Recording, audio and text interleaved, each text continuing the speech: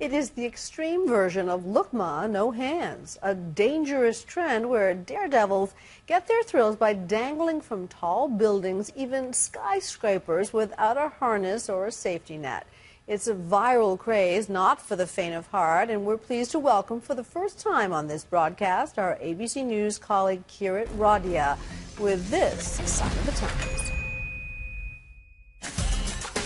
This is called roofing, a climbing craze going viral on YouTube, and the guys who do it just might be insane.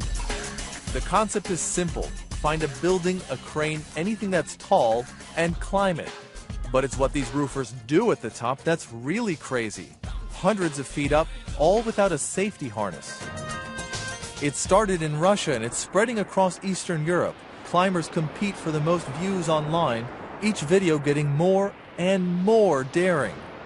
It goes without saying, but do not try this at home.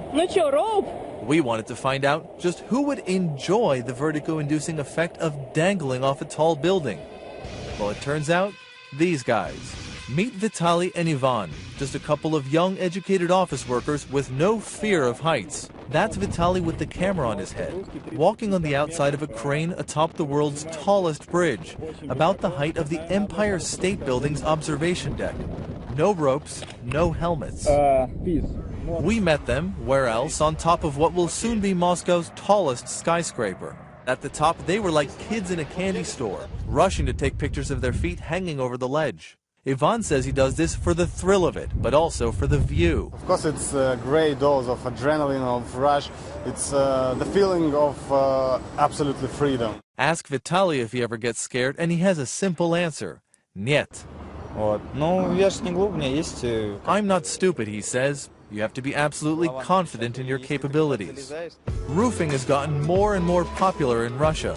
Some of the most popular and daring videos belong to this guy, Artyom, an adrenaline junkie.